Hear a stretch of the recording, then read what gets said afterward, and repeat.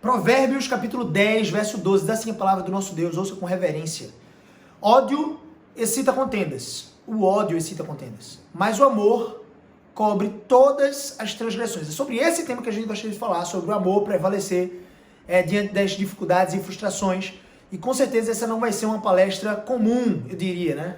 Porque nós vamos abordar de forma muito crua esse assunto. Nós vamos falar ao coração de vocês esperando que nós sejamos apenas instrumentos nas mãos do Redentor, nas mãos do nosso Salvador Jesus, para transmitir ao coração de vocês, de forma larga, as verdades transformadoras do Evangelho, tá bom?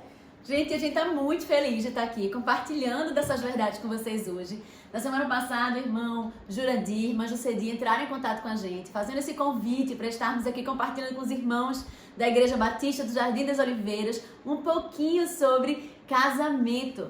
Meu nome é Andressa Oliveira, eu sou esposa de Gabriel, mãe de Diego, Cauã e Aimee. Tenho estado à frente da Eco Prime International Christian School aí nos últimos 10 anos, né, desde a sua fundação.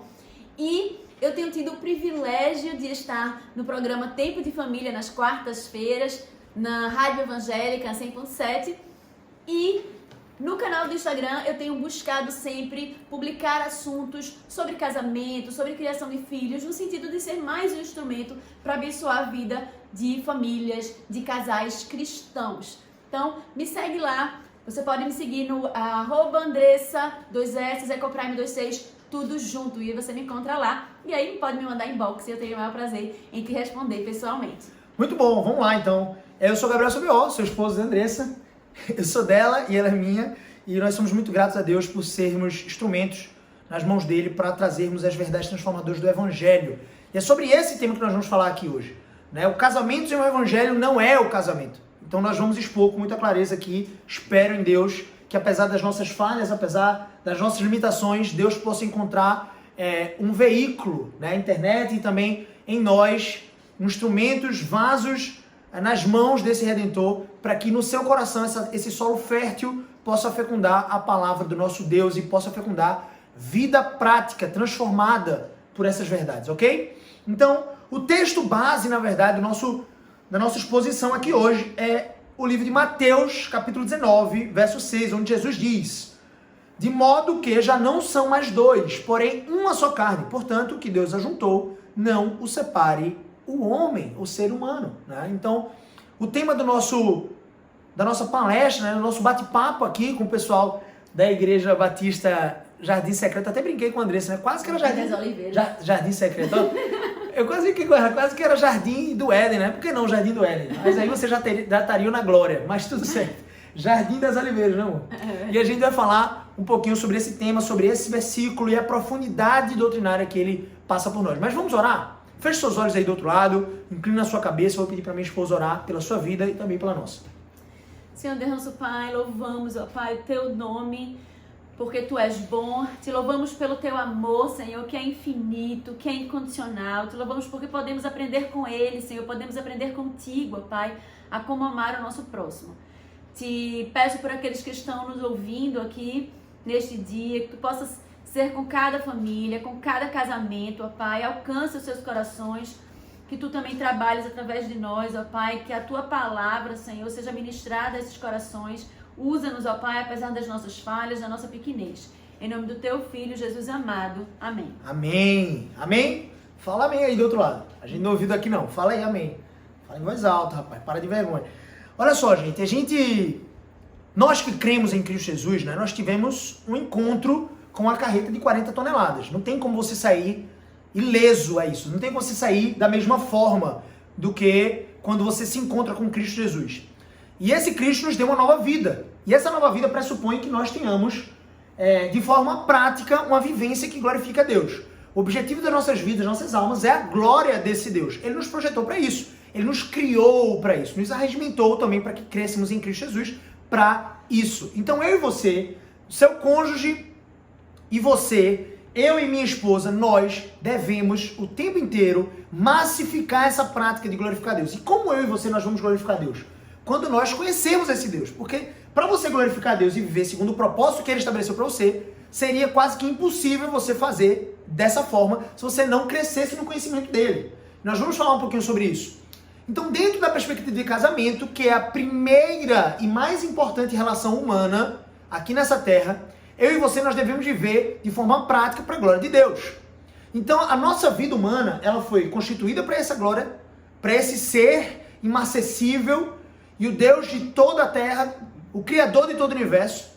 E eu e você, em todas as áreas, no nosso relacionamento íntimo com Deus, no nosso casamento, na criação dos nossos filhos, na maneira como nós honramos nossos pais, na maneira como nós conduzimos a nossa carreira, na maneira como nós conduzimos as nossas finanças e na maneira como nós conduzimos o nosso corpo físico, que de alguma forma tangencia ou toca em quase que todas as áreas, nós precisamos fazer isso tudo para a glória de Deus. Quer comais, quer bebais, faças tudo para a glória de Deus.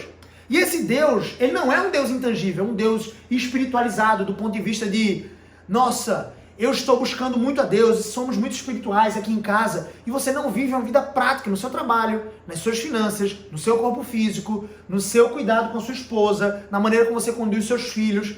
Se você não vive a vida prática, é porque você talvez não compreendeu ainda as verdades do Evangelho, porque elas são práticas. Então eu e você, e eu e Andressa, nós precisamos buscar essa vivência prática, porque esse nosso Deus é um Deus prático, e ele tangencia em todas as áreas da vida humana. E eu quero trazer para vocês essa realidade aqui. A gente vai dissecar esse versículo 6 do livro de Mateus, capítulo 19, exatamente. Escute só o que disse Bonhoeffer, né? Dietrich Bonhoeffer, um alemão, teólogo e pastor luterano, membro da resistência alemã antinazista e fundador da igreja confessante opositora à política nazista. Só para você ter ideia, naquela época, os pastores protestantes, eles não se posicionavam tanto em relação ao antinazismo, na época da Segunda Guerra Mundial, de Hitler. E esse Bonhoeffer foi um dos que resistiu. Ele ficou um tempo nos Estados Unidos, depois passou um tempo exilado na Inglaterra e decidiu, antes da guerra terminar, voltar para a Alemanha, onde ele foi perseguido e morto pelos seus inimigos, os algozes nazistas. Ele foi morto. Os nazistas, antes de terminar a guerra, já estavam sentindo que estavam perdendo. Eles decidiram matar Bonhoeffer e muitos outros teólogos que se posicionavam contra o nazismo e contra o massacre que eles faziam contra os judeus. Alguns pastores protestantes não se posicionavam porque ele não é contra mim, é contra os judeus. Mas ele não, ele foi corajoso. Mas veja só o que esse teólogo luterano, ele diz de forma muito profunda para um casal jovem que estava prestes a se casar. Ele diz assim, olha, a aliança para vocês, a partir deste dia, sustenta o amor, e não amor à aliança. O tema da nossa palestra de hoje seria o amor prevalece em todo o tempo. E eu quis fazer um ajuste para dizer que o amor que advém da aliança prevalece em todo o tempo. Amor, o que é que tu tem para contribuir nesse sentido? Porque a aliança, a partir desse dia, olha o que Bonhoeffer disse. Para um casal, imagina a gente, amor, casando lá, trocando as alianças, e o pastor ministrando para a gente, diz assim, a aliança a partir desse dia, dessa decisão de vocês, sustenta o amor, e não amor à aliança. E talvez soasse muito estranho para nós. Poxa, mas a gente aprendeu que nós estamos casando porque nós nos amamos. Como é que é, amor, essa história aí? Pois é, quando a gente pensa em casamento, né, a gente pensa em casamento para ser feliz. E, infelizmente, quando a gente escuta tanto o índice de divórcio, por exemplo, tão alto, muitas vezes as pessoas usam o amor para justificar a separação. E elas dizem assim, eu quero me separar porque eu não amo mais ele, né? Eu não estou mais feliz. Eu não estou mais feliz, né? E tem essa questão, a questão do amor. E muitas vezes a gente deixa de viver o plano perfeito de Deus para as nossas vidas, porque a gente falha no entendimento de quem é o nosso Deus e quais são os seus planos para nós. E essa expressão de como é que é? Bonhoeffer. Bonhoeffer. Não se importa com a... Essa expressão de Bonhoeffer. Como é que a gente fala? Não se importa com a... Pronúncia não. É alemão, é muito difícil. Ele traz um pouquinho dessa cosmovisão cristã que nós, cristãos, precisamos ter em relação ao casamento. Quando ele diz aqui, a aliança a partir desse dia sustenta o amor. Quando você vai lá pro altar, vocês olham um para o outro, e a gente tá falando aqui não é só para casais casados, é para casais que estão namorando e que pretendem se casar um dia, principalmente para vocês que ainda estão a tomar essa decisão. Esses conceitos, eles são extremamente importantes. Então vamos imaginar lá, aqueles que ainda não casaram, que estão namorando, podem se imaginar lá na frente, e aqueles que já fizeram seus votos, podem olhar para trás e tentarem se lembrar desse dia que vocês, apaixonados ali, né, prestes a iniciar uma vida dois, olharam um para o outro e professaram, né, o juramento de que iriam se amar, né, iriam viver juntos e se amar até que a morte os separasse, na riqueza, na pobreza, na doença, na saúde, né, e todas aquelas palavras apaixonadas que a gente diz ali, olhando um no olho do outro, com a esperança aí de uma vida conjugal feliz, né, e unida até o fim. E a questão é, por que isso acaba? Eu estava fazendo uma pesquisa... Porque esse brilho acaba, né? Porque eu estava fazendo uma pesquisa sobre os índices de divórcio. E aí eu descobri, né, para minha tristeza, para nossa tristeza, que o índice de divórcio da igreja evangélica, ela é igual ao índice de divórcio das pessoas que não têm a nossa fé, que não têm o nosso entendimento de vida. Isso é muito triste, eu acho que nos revela que nós precisamos nos debruçar mais para entender de fato aquilo que Deus nos ensina na sua palavra. Porque se temos tido os mesmos resultados que pessoas que não buscam a Deus, que não conhecem e que não o têm como Senhor de suas vidas, significa que a gente está muito aquém do conhecimento que a gente deveria ter.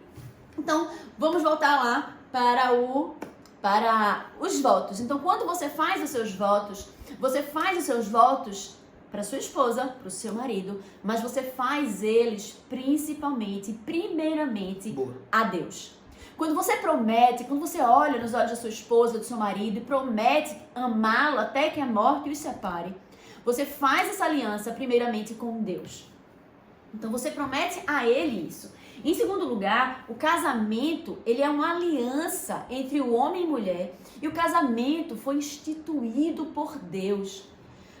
É tão triste ver como o casamento foi banalizado de tantas formas, né, amor? Na nossa Parece cultura. mais uma relação simples. Isso. E muitas vezes a pessoa nem casa e vive em união estável, né? E tem todas os vieses. Mas o casamento, ele foi feito por Deus. Ele é um plano, faz parte do plano perfeito de Deus para o homem. E essa aliança... Para a humanidade, né? Homem e mulher.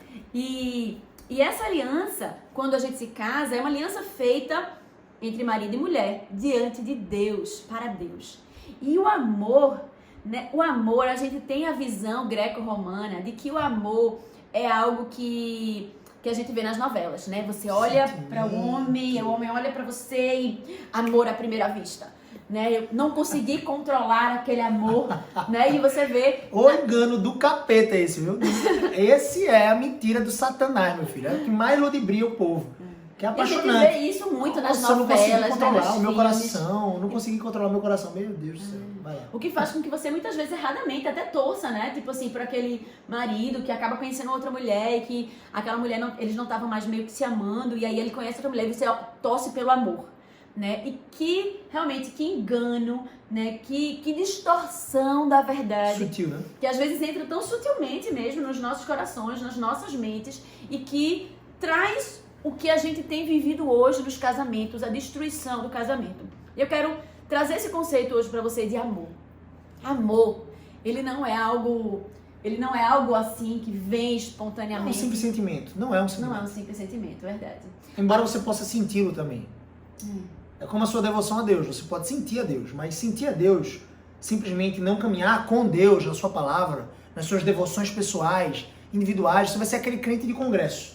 Crente de acampamento de congresso, você já ouviu falar? Aquele cara que é uma chama, meu amigo. Você não duvida não da paixão do caba, não. O caba tem uma chama ardente no coração dele, ele canta, ele rodopia, ele vibra, ele pula, ele tá sendo sincero ali. Só que uma hora que o evento acaba, se esfria porque ele botou e devotou toda a sua confiança no sentimento. É bom sentir isso. Nossa, como é bom se arrepiar com a palavra do nosso Deus, arder pelo nosso Senhor, se ajoelhar diante dele, passar horas orando. Mas é o seguinte, isso precisa ser sustentável. Se você faz isso de forma... Às vezes você vai ter picos na sua fé, claro que vai. Mas se você faz isso de forma consistente, nada melhor do que um dia comum com um casal comum. Nada mais extraordinário que isso. Eu e minha esposa, talvez você não nos conhecesse até hoje, não existe nada mais extraordinário que um dia comum de trabalho, de estudo, em que depois de noite eu chego para minha esposa para sondar o coração dela, como é que foi o dia dela, como é que foram as reuniões, o que é que aconteceu na empresa, como é que a gente pode lidar com os problemas dos nossos filhos, os pecados. Não existe nada mais extraordinário do que uma pessoa comum, que vive uma vida comum para a glória de Deus. Isso é extraordinário. Bom, tu estava falando, desculpa. Então, o conceito de amor, tu estava trazendo, não é um simples sentimento. Não é um simples sentimento. E é interessante você perceber... O que é um sentimento? Pois é. É interessante você perceber na Bíblia, né, os versículos que tratam em relação ao amor. né? Amarás o Senhor teu Deus de todo o teu coração, de toda a tua alma e de toda a tua força. Amarás ao próximo como a ti mesmo. Então, quando você usa amarás, é uma ordem. Exatamente, é uma ordem. Então, se é uma ordem, amar é uma decisão. Nós decidimos amar. Obedecer ou não obedecer. Exatamente. É uma decisão, né? É uma obediência àquilo que Deus nos chama, né? E a gente passa a entender que é uma decisão. Você decide amar o seu cônjuge todos os dias. Né?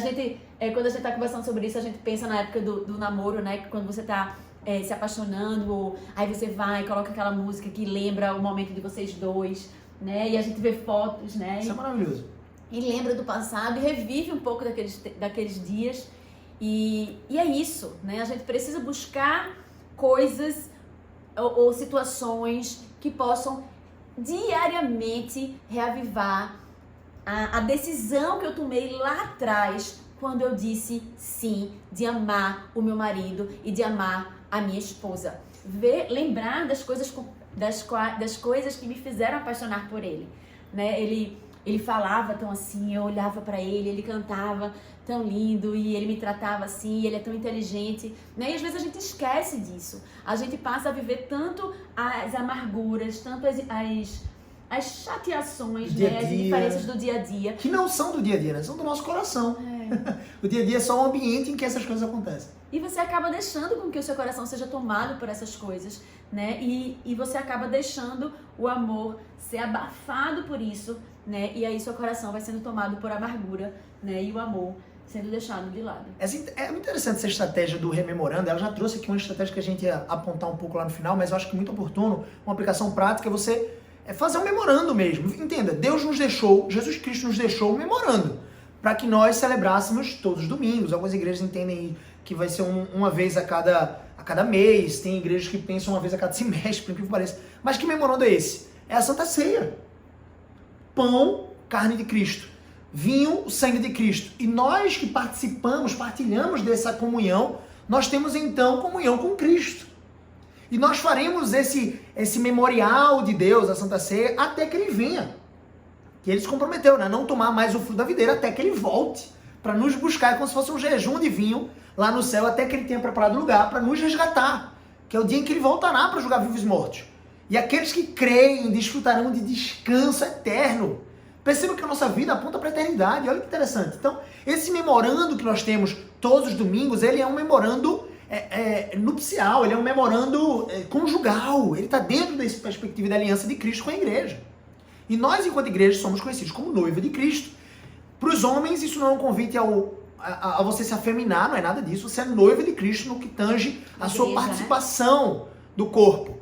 Você é noiva de Cristo. E a atitude de uma noiva de Cristo, enquanto do sexo masculino, é ser o mais masculino possível, biblicamente falando.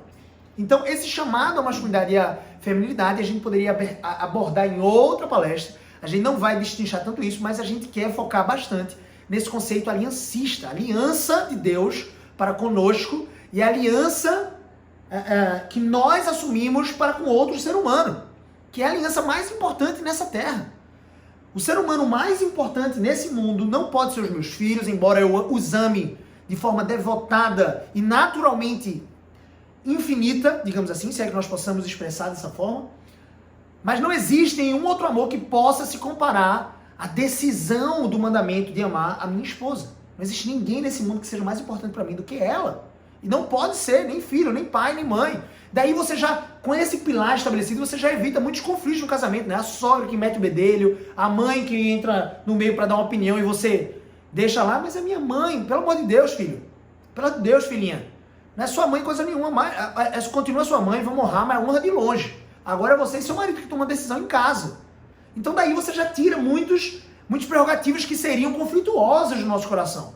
O nosso coração precisa colocar Deus em primeiro lugar como Deus, e não como Deus o nosso cônjuge. Deus é Deus. Ele é o ídolo das nossas almas, o único, aquele a quem nós idolatramos. Mas depois Ele nos manda, por amor a Ele, e com cuidado e zelo, para não colocarmos o nosso cônjuge nesse patamar de idolatria também, com cuidado e zelo, nós precisamos então caminhar com o nosso cônjuge assim, ó, juntinho, gente, rostinho com rostinho, ó, que delícia, é muito bom. Então entenda, não vai ser fácil, nem sempre vai ser fácil. Só que a sua aliança sustenta a decisão do amor. É interessante, amor, porque cada vez mais, né, nesses casamentos, tu chamou a gente a lembrar do que acontece ali no dia do casamento, cada vez mais esses casamentos estão mais fluidos no que tange aos votos. Antigamente os votos eram o pastor, era o presbítero, que ali indicava o que é que um cônjuge tinha que dizer pro outro. Hoje em dia tem aqueles votos bonitinhos, mas eu, enquanto pastor, eu não sou pastor, tá, gente? Não ordenado, não minimamente, não fiz seminário, sou pastor. Do nosso lar. Do nosso caso eu sou pastor. Meu pastor. Mas assim, se eu fosse pastor, eu iria ter esse cuidado de... Os jovens querem fazer as suas declarações maravilhosas e lindas, eu acho que é o momento mesmo.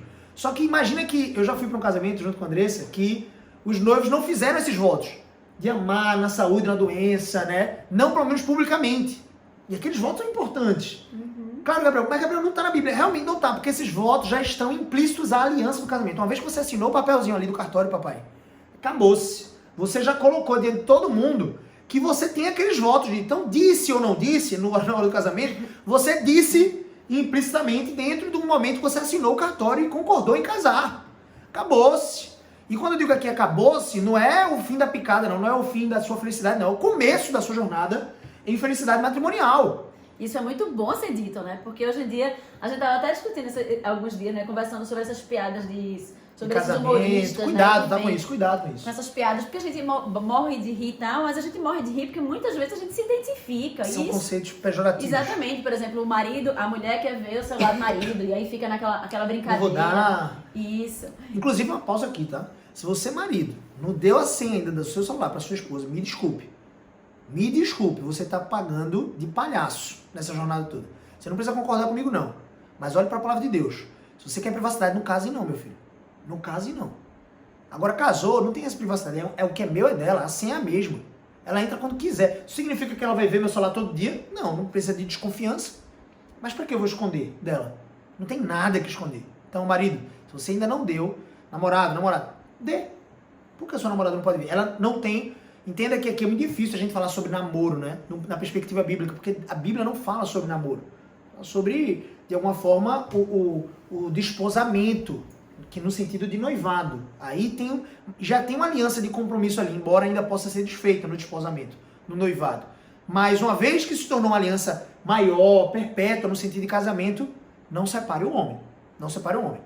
Então, assim, como eu acredito que o namoro tem que ser uma encenação do casamento, nos deveres, no sentido de eu trabalhar a minha espiritualidade e trabalhar a minha liderança masculina junto com a minha namorada, embora saiba que eu não tenho direito algum sobre a vida dela, nem direito do corpo, nem direito matrimonial e nem direito de ser autoridade. Porque quem é autoridade sobre a vida dela até ela casar? É o pai dela e a mãe dela. Então não tem autoridade nenhuma. Fica caladinho, papai. Agora, eu tenho algumas, talvez, obrigações enquanto namorado. Algumas obrigações de pastorear já o coração dela, de sentir dela um coração desejável ou desejoso, né, por conhecimento bíblico, por conhecimento do Senhor, uma pessoa que ama o Senhor. E aí a gente vai encerrar aqui um pouco desse conteúdo sobre namoro, porque a gente não consegue se estender tanto. A gente poderia fazer algumas instruções, mas são instruções com bases em princípios bíblicos, não com base naquilo que a Bíblia diz. Então, namorados, se vocês estão aí desse lado, assistam com atenção aquilo que a gente fala sobre o casamento, procurem entender a seriedade dessa cena, decisão, né? Talvez você pense assim, poxa, eu sei que é sério, Gabriel, eu sei que é sério. Meus pais estão casados até hoje e não vivem uma vida matrimonialmente satisfatória nem felizes. Mas eu sei que é sério, não pode se divorciar. Não deve se divorciar. Não, meu filho, eu quero que você entenda a complexidade, a magnitude dessa aliança em Deus para que você viva uma vida feliz diante do casamento. Mesmo que a felicidade seja incircunstancial em Cristo. Aqui eu preciso dizer uma coisa. Nós somos chamados por Deus para essa decisão, é um mandamento. Toda vez que a palavra de Deus diz amor, como a Andressa disse muito bem, ele não diz sobre sentimento. Ele diz assim, se você sentir no coração que você ama a Deus, por favor, coloque ele ali diante dos umbrais da sua casa, né? Fale sobre ele no caminho, andando, Deuteronômio 6. Não, diz assim, amarás o Senhor teu Deus, todo o teu coração, toda a tua alma, todo o teu entendimento, papai. E essas palavras que hoje te ordeno. Que hoje te ordeno estarão no teu coração, e tu executarás a teus filhos, e dela falarás sentado na mesa, andando pelo caminho, colocarás nos umbrais das tuas casas, da porta para dentro, colocarás no teu frontal, na tua testa, para todo mundo ver. Tem que ser a sua prioridade. E aqui é o interessante, né? A aliança, a partir desse dia, sustenta o amor, e não o amor, a aliança. Então o amor, dentro da aliança, ele prevalece até o final. Por quê? Porque ele não é um sentimento, eu não me confundo, entenda isso. O que é que eu devo fazer então, Gabriel? Eleve a sua percepção da aliança de Deus para com você. Eleve a sua percepção. Como assim? Entenda isso. A jornada que eu e você devemos fazer é de elevar a percepção, porque nós não conseguimos elevar a aliança. A aliança já é magnífica em todo o seu ser. Ela já é incrível. O que eu e você precisamos nos esforçar é para enxergar essa maravilhosa graça estabelecida por Deus na aliança. Ele, quando nos chamou para uma viva esperança em Cristo Jesus, ele nos chamou para um ambiente de aliança.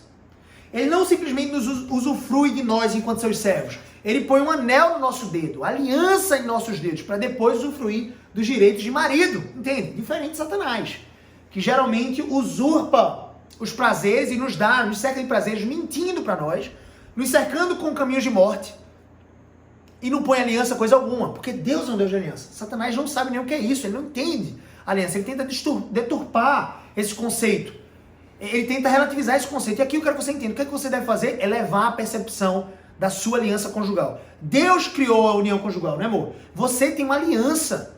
Se você firmou esse compromisso, ou se você vai firmar, corajoso você, tá tudo certo, tem que ser mesmo. Para ver uma vida bíblica tem que ser corajoso. Então se você quer casar, case. Cuide muito bem desses princípios. Algumas instruções para os que namoram ou são noivos. Cuide muito bem desses princípios. Será que a sua esposa, o seu futuro marido, sua futura esposa, tem conhecimento, tem esses mesmos princípios alicerçados? Tem esses mesmos princípios alicerçados? Será que ele tem? Então você precisa cuidar disso. Se certificar de que isso acontece. Então, Deus criou essa união. As suas afeições e sentimentos, como a Andressa disse, existem e acabam. Por exemplo, vamos dar um exemplo aqui. Quem nunca ficou irado é porque não foi casado. Os casados sabem disso. Você fica irado, meu amigo. Eu pensava que era brincadeira. Você fica irado. Você é pecador. Eu tô casado com a segunda principal dos pecadores. Eu sou o maior deles.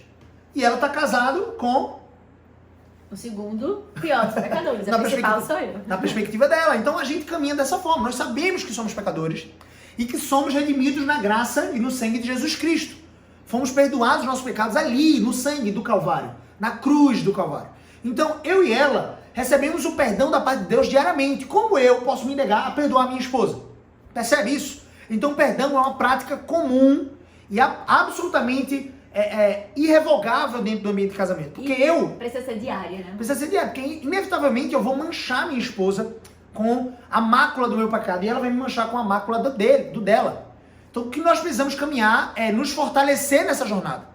É nos fortalecer em abandonar os pecados para que não mais contaminemos ou venhamos a macular o nosso cônjuge com aquele mesmo pecado, mas vão surgir outros. E é tão importante esse entendimento de que eu sou o principal dos pecadores, porque é muito comum, né, a gente tá de repente compartilhando com algum amigo ou né, homem é mais difícil, né, normalmente são as mulheres, dizer assim, poxa, como ele é difícil, ele é assim, ele é assado, né, e a gente só consegue olhar para os defeitos e para as dificuldades do outro. Mas quando a gente entende que nós somos pecadores e que eu sou a principal dos pecadores, numa briga, ao invés de eu apontar os defeitos do meu marido, que às vezes acontece... A tendência vai ser essa. Instintivamente, né? A gente deve, na verdade, exercitar, olhar primeiro para nós mesmos, né? Pelo menos depois do calor ali da briga, e aí parar, né? E refletir. Humildemente, né? É um exercício difícil, né? Mas é algo que a gente precisa fazer, né? De afastar o orgulho, que é um péssimo conselheiro dentro do casamento, e buscar humildemente olhar para dentro de nós e entender onde nós temos errado, onde o Senhor quer trabalhar, o que é que o Senhor quer trabalhar na minha vida a partir daquela situação. Perfeito. Né? Perfeito. É muito interessante, porque as nossas afeições são instáveis, mesmo. Instáveis. Como a Andressa disse no começo, o amor, ele é pintado por Satanás como aqueles amores de novela. Eu não estou dizendo que não possa ser tão lindo quanto aquilo. A gente experimenta esse amor, só que é um exercício construído diariamente, dia a dia. Nós precisamos nos esforçar diligentemente por conhecer mais a Deus e a partir dessa perspectiva do nosso relacionamento íntimo com Deus, nós podemos construir um casamento abundante para a glória de quem? Para a glória de Deus, entende? Então essa jornada é diária. Não imagine não, meu filho, que você vai ter um casamento, uma mansão, metaforicamente falando, se você não colocar tijolinho por tijolinho, não. Vai ser às vezes ao longo de algum tempo. E talvez os primeiros anos ali o calor seja mais intenso, porque você não estava acostumado a lidar com tantas circunstâncias desfavoráveis ao seu, ou na verdade favoráveis ao seu próprio pecado. Você vai ver que as circunstâncias no ambiente do casamento, elas provocam o seu coração pecaminoso. O problema não são as circunstâncias. O problema nunca é o casamento, o ambiente. O problema nunca é a aliança, o problema é você. Percebe que o que a gente está falando não são regras, são princípios. Se você viver por princípios, você não precisa de regras. Você vive para glorificar a Deus. O que eu quero trazer aqui para vocês é que as suas afeições e sentimentos são instáveis. Existem e acabam. Como eu disse, quem é casado sabe que já ficou irado mesmo. Já pensou em sair de casa, já pensou em desistir. Geralmente é assim, passou de 3 anos, já experimentou essas coisas todas. Mas o ponto é, quando muitas vezes você fica irado dessa forma, você começa a se perguntar, velho, fica se questionando, onde é que estão as minhas afeições pela minha esposa, pelo meu cônjuge? Onde é que estão? Sumiram. Onde é que está o amor? Acabou. Será que acabou? A palavra de Deus diz lá em 1 Coríntios que o amor não acaba. O amor é governado pela aliança. Então já é uma mentira de Satanás aí. Será que o amor acabou? Eu não tenho afeição mais. Eu não tenho paixão. Onde é que eu encontro essa paixão? Não parece fazer sentido, já que eu ouço em tantos lugares, estar infeliz nesse casamento. Nós somos 2 estranhos agora. Percebe que quanto mais você não agencia o perdão no seu casamento, quanto mais longe você está de Deus, porque se você está perto de Deus, você é perdoado por Deus. E se você é perdoado de Deus, você vai ser constrangido por Deus a perdoar o seu cônjuge. Então, quanto menos você perdoa, mais uma capa de rancor se sobressai em relação a você e o seu cônjuge. Faz uma divisão aqui, como se vocês não pudessem se tocar e ficam realmente verdadeiros estranhos. Existem impossíveis para Deus? Deus pode restaurar o seu casamento? Óbvio que pode. E aqui é uma palavra para aqueles que já estão estáveis.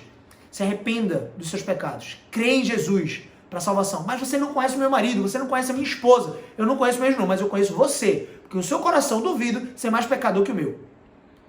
E se você for parecido comigo, meu amigão, você precisa de arrependimento, remissão de pecados e submissão às Escrituras. Porque quando você mergulha na obediência, entenda aqui um conceito, um princípio fundamental das Escrituras. Obediência é igual a felicidade. Felicidade nunca é igual a bem-estar, prazer. É igual a obediência a Deus. E obediência a Deus significa jornada de santificação. O que é a jornada de santificação, amor? É a jornada de você se tornar mais parecido com Cristo, o objetivo, o alvo pelo qual eu e você nós fomos salvos, comprados por Deus. Então, felicidade é igual a santificação, obediência aos mandamentos, às ordenanças. Então, se você não está obedecendo a Deus, você está infeliz. Aqueles que buscam felicidade, eu estava conversando esses dias com meus filhos isso. Na verdade, são meus enteados, né? São filhos da minha esposa e do seu primeiro casamento, que infelizmente, enfim, ou felizmente, o que for, veio acabar por motivos bíblicos e depois de muita luta. Vale salientar isso, já que eles são meus filhos na fé e não meus filhos biológicos. E tem um pai muito presente, deixando muito claro aqui também isso. Vale a pena ressaltar isso. Porque é um pai muito presente, um pai que está perto deles o tempo inteiro e a gente tem uma relação boa. Vale a pena fazer isso adentro para você entender o nosso contexto familiar. Mas o que eu quero que você entenda é, velho, a nossa jornada dentro desses princípios é para que eu e você possamos viver para a glória de Deus, em obediência. Se nós não seguimos obediência, nós colhemos maldições, nós colhemos infelicidades. Aqueles que buscam, e eu estava falando com nossos filhos, né? Posso chamar de filhos agora que você entendeu. Filhos na fé, minimamente, os meus. Eu estava falando isso. Aqueles que buscam a felicidade, geralmente não encontram, são os mais infelizes dos homens. Porque eles buscam a felicidade e não encontram de fato. Porque a felicidade está em Cristo. Rasas, né? São prazeres momentâneos, circunstanciais, ambientes talvez favoráveis a uma certa alegria frívola no coração. Agora, quando nós buscamos a Deus, em obediência a Ele, Hebreus 1:9. Entenda isso, Jesus Cristo fez dessa forma, e Ele obedeceu a Deus perfeitamente, e porque Ele obedeceu a Deus perfeitamente, sabe o que aconteceu? Deus ungiu com óleo de alegria, unção de plena alegria. Então por isso que o salmista diz que na presença do Senhor há plenitude de alegria. Então se você quer ser feliz no seu casamento, entenda que você precisa ser feliz antes em Cristo. O casamento não existe para que você seja feliz. O casamento existe para que vocês, felizes em Cristo, possam glorificar a esse Deus de forma máxima, como 2 diamantes que se lapidam todos os dias. E não existe ambiente mais favorável para você se lapidar e se tornar mais parecido com Cristo. Vai. Imagina, tá pensando aqui, né? Imagina marido e mulher, os dois buscando ardentemente glorificar a Deus no seu casamento, né? O homem buscando amar sua esposa como Cristo amou a igreja e a si mesmo se entregou por ela. E as mulheres respeitando ao seu marido e sendo submissas a ele. Será que isso não é um pedacinho do céu? Será que esse não seria o plano perfeito de Deus, mas esse é o plano perfeito de Deus. É quase o Jardim do Éden. Não é Jardim das Oliveiras não, mas é perto ali. É a harmonia perfeita entre casamento, né? Ele estava falando agora sobre o ambiente de casamento ser um ambiente onde nós somos lapidados. E a Bíblia diz que todas as coisas cooperam para o bem daqueles que amam a Deus. E muitas vezes esse versículo ele é mal entendido. E quando ele fala lá, todas as coisas cooperam para o bem, como a gente explicou aqui, que felicidade é santificação, Obediência. felicidade é obediência, é caminhar com Deus. O bem é sermos cada vez mais parecidos com Cristo. E o casamento é um ambiente perfeito para que Deus possa tratar, moldar o nosso coração, para que nós possamos ser cada vez mais parecidos com Cristo e possamos estar cada vez em uma vida maior, em uma vida de mais obediência, consequentemente vivendo de uma forma feliz. Perfeito. Não é um convite à facilidade. Tem gente que diz assim, poxa, mas me percebi depois de um mês de casado que a gente é tão incompatível. Meu filho, o casamento não é sobre compatibilidade, não. Como é que eu e você podemos ser compatíveis com Cristo? Santo, perfeito! Eu vibro com isso arde dentro de mim. Nós não somos compatíveis com Ele nos amou. Sendo nós incompatíveis, pecadores. Entenda, casamento não é sobre incompatibilidade, não é sobre compatibilidade, é sobre decisão, aliança. E outra, somos dois egoístas, Isso. brigando, cada um não é assim. Nós somos naturalmente egoístas. Ele briga pela felicidade dele e eu brigo pela minha felicidade. O que nós entendemos erradamente sobre felicidade está entranhado em nós, no nosso coração. Então, se a gente não começa a olhar para Cristo, entender que eu não estou nesse casamento para satisfazer o meu ego, para satisfazer a mim mesmo, mas eu estou aqui para glorificar Deus com a minha vida, ser instrumento de Deus na vida do meu marido, muda tudo. Se preciso for, tira o foco de mim e coloca o foco nele. Em Cristo. Muitas vezes a gente tá bem chateado, né? Eles fazem algumas coisas que nos deixam bem chateadas e vice-versa. Tudo bem. Né? E a gente fica, né, com o coração ali turvo. E se a gente para pensar que eu não tenho que amar ele porque ele merece ser amado, eu preciso amar ele porque Deus que me amou e que me ama infinito, incondicionalmente, é meu pai, ele me ordena amar ao meu marido. Né? Se não há nenhuma ordem para as mulheres, né, que lá tem de respeito e de submissão, a gente tem o amarás o teu próximo como a nós mesmos e não existe ninguém mais próximo que o nosso marido. Então, nós precisamos amar. Então, é isso, né? Eu acho que muda o foco. Olha como os princípios cristãos, né, e os princípios da Escritura, elas mudam e devem mudar a forma como a gente se relaciona no casamento, como a gente entende casamento, né? E como a gente conduz, exatamente. Não vai adiantar nada você ficar ouvindo e não praticar. Se ajoelha no chão, papai, depois vai agir. Começa a fazer, dia dos namorados está chegando, inclusive. Mas, olha que interessante, olha a profundidade dessa doutrina bíblica, né? Cristo Jesus, ele nos chama a amar incondicionalmente o nosso cônjuge. E na perspectiva do nosso cônjuge, ele tem que trabalhar para merecer esse amor. Entenda, ele nunca vai merecer o amor de Deus. Eu e você, nós nunca merecemos o amor de Deus. É imerecido. Só que o nosso trabalho, porque fomos amados, é nos esforçar para merecer esse amor. Embora nunca vamos conseguir galgar esse patamar.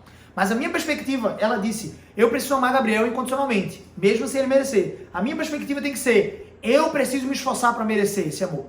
Embora saiba que eu não vou merecer, porque eu sou falho, e eu peco contra ela, contra Deus. Percebe? A perspectiva dela é a mesma coisa. Então a perspectiva de felicidade sempre é, eu preciso ser feliz em Cristo, incircunstancialmente.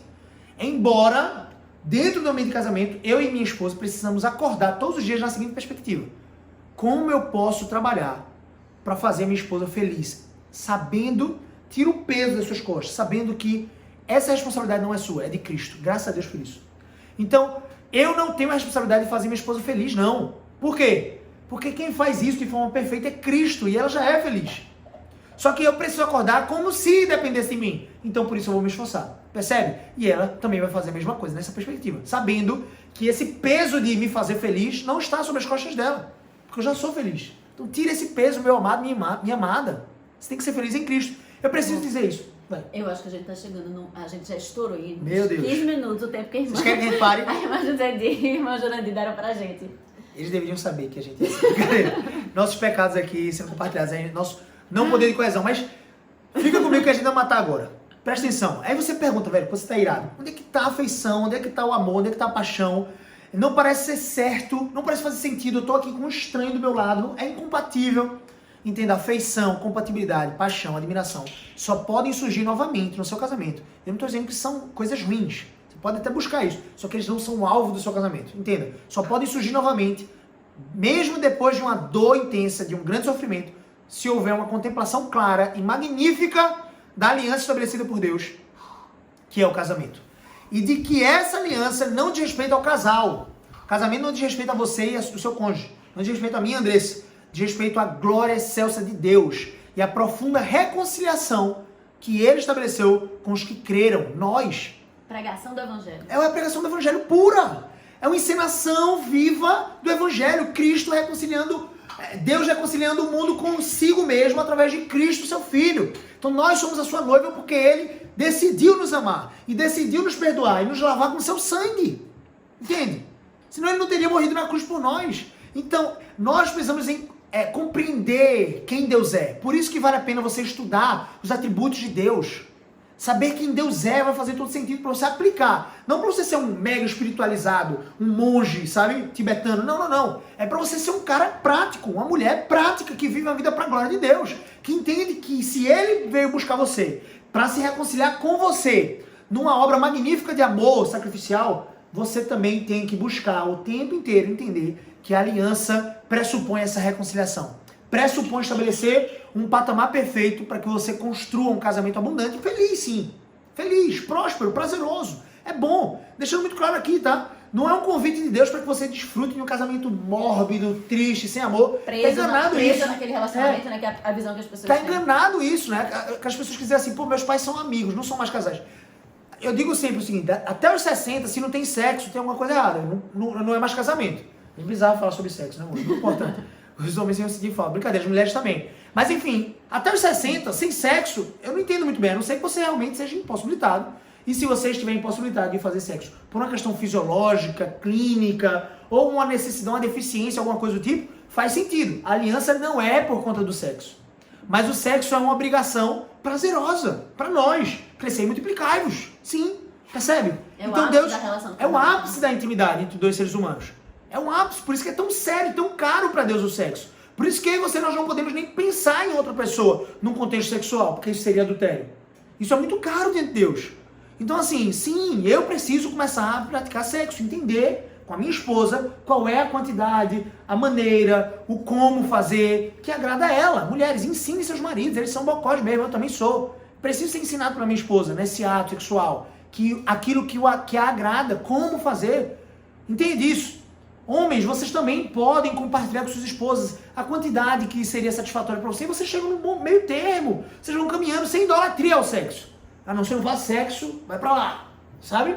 Quero saber de tu não. Não, não, não. O sexo não é o alvo é a glória de Deus. O sexo talvez é um dos meios mais lindos, belos, íntimos e prazerosos que Deus deu pro ser humano. Então, só pra gente matar aqui. A semente santa e magnífica do casamento está em Deus. É uma aliança irrevogável. O casamento se torna magnífico não por algum caráter intrínseco que ele tenha, mas sim pelo caráter daquele que estabeleceu a aliança, Deus. E acontece e também se torna magnífico quando os pecadores envolvidos nesse casamento, no meu caso eu e Andressa, vivem na dependência dessa verdade maravilhosa. Essa verdade que o casamento diz respeito a Deus e não a nós mesmos. Mateus capítulo 19, versículo 6. Assim, eles já não são dois, mas sim uma só carne espiritualmente nos céus. Está escrito lá. Portanto, o que Deus uniu, ninguém o separe. É claro que Deus reserva são 3 critérios básicos, né, para um divórcio, mas ele não se agrada do divórcio. Inclusive, é importante que você esteja disposto ou disposta a perdoar o seu cônjuge se ele falhar numa dessas coisas. Que seria um adultério continuado. Sim, porque se ele adulterou uma vez ou se ela adulterou uma vez, cabe você perdoar. Você peca contra Deus muito pior que isso. Isso não é um convite a ele que pecou no adultério não se contristar, não se arrepender, não chorar. Não, não, não. Tem que chorar. Mas na perspectiva daquele que sofreu o dano do adultério, é importante sim se voltar para o seu cônjuge e perdoar. Só que um adultério continuado, ou seja, não há arrependimento, gera morte. E morte no casamento. Sim. Então um divórcio acontece aqui, por isso. Também pode acontecer por um abandono, por agressão. Então são 3 critérios que a Bíblia deixa claro que seriam lícitos de haver separação e divórcio. Mesmo assim, não é algo que seja maximamente agradável, por isso que você tem que lutar e orar e jejuar pelo seu casamento. Deixando uma coisa muito clara, a Andressa fez isso. Fez por muito tempo isso. Mais de um ano fazendo isso. Sofrendo. Eu não vou deixar claro qual é o dos 3 pontos que aconteciam, mas até para preservar a pessoa que se aprover a Deus, e nós oramos por isso, possa se converter e caminhar com Cristo um dia como nós caminhamos. Porque se Deus me salvou, velho, Deus pode salvar qualquer um. Então nós oramos crentes nessa salvação. Mas enfim, deixando claro que a Andressa fez isso, lutou por muito tempo, inclusive. Muitos teriam desistido antes. Mas disposta a perdoar, entenda isso. A sua compreensão de quem Deus é precisa estar presente diante dos seus olhos. Todos os dias, e a compreensão da sua santidade, grandeza e fidelidade também precisa estar diante dos seus olhos. Como é que você faz isso, amor? Como é que você guarda a presença de Deus, quem Ele é, diante dos seus olhos, todos os dias? Bater um... Buscando a Deus, lendo a Bíblia, né? Às vezes a gente tem tantas coisas para fazer durante o dia, né? Nesse tempo aí de quarentena, muitas mulheres estão além da casa, da comida, filhos, marido, e a gente precisa priorizar, né? Estarmos na presença de Deus, com Deus. Reservarmos um tempo para estarmos buscando a Ele em nossa devocional, né? Leitura da Bíblia e oração. Devocional individual, se congregar com os irmãos numa igreja local, óbvio, quando a quarentena acabar, estar em família, fazendo culto doméstico, né? Se você é homem, você me ouve, você é o sacerdote do seu lar. Deus tem incumbido você dessa responsabilidade. Se a sua esposa tem tomado essa responsabilidade, entenda, ela tem feito um trabalho que deveria ser seu. Você deveria começar a estudar, falar, mas Gabriel, eu sei pouco, ela sabe mais que eu. Comece a estudar. Você deve saber menos hoje do que amanhã. E menos amanhã do que depois de amanhã. É assim que deve ser. Crescimento. E aquilo que você vai aprendendo, você vai compartilhando. Eu posso te auxiliar nisso, tá? Me chama lá no inbox do Instagram, Gabriel CBO, que a gente pode conversar um pouco sobre isso. Então, compreender que o Deus vai ser fundamental para o seu casamento continuar numa perspectiva de aliança, para a glória dele. E o amor, ser caloroso. Pois Deus é um Deus de aliança, um Deus de promessas, um Deus que se importa com os votos. E Ele mesmo cumpre cabalmente todos os que Ele profere. Deus é um Deus de aliança. Conhecendo quem Deus é, eu coloco em autoestima a aliança que Ele estabeleceu. A aliança que Ele me chama a estabelecer com a minha esposa.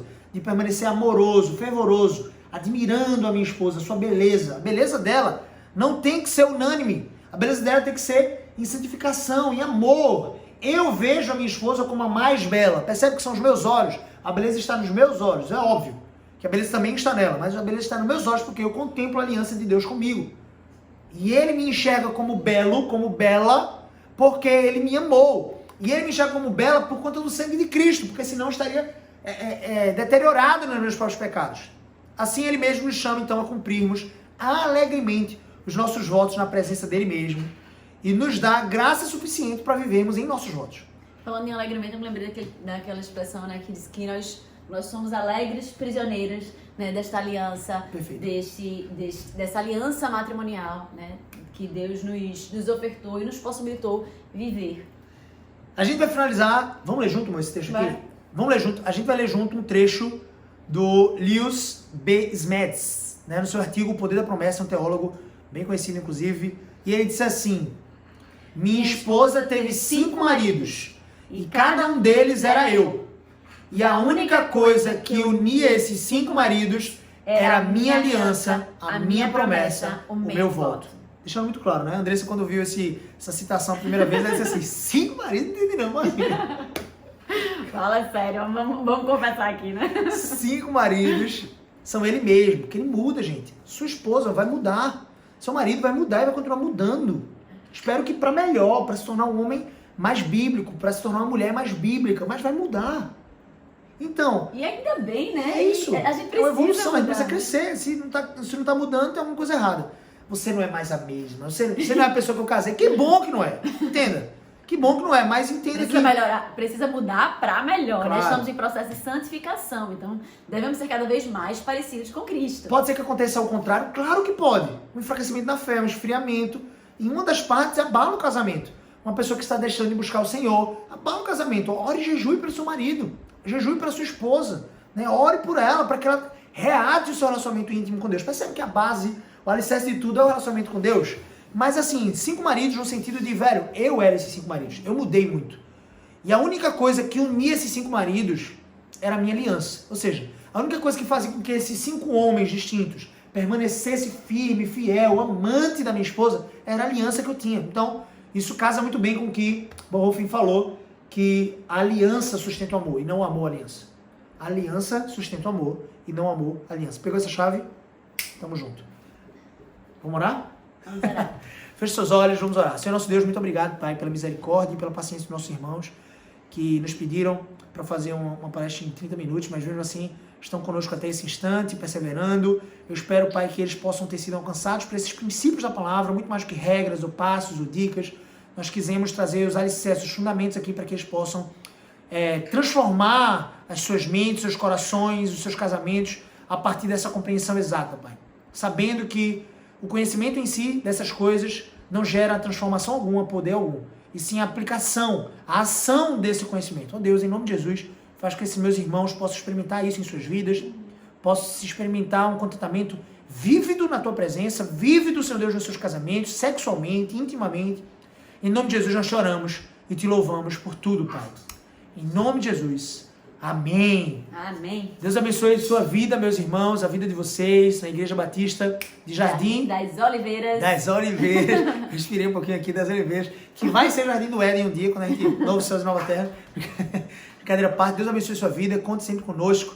Siga a Andressa nas redes sociais, o Instagram dela é bem forte em relação à exposição do Evangelho para família, criação de filhos e casamento.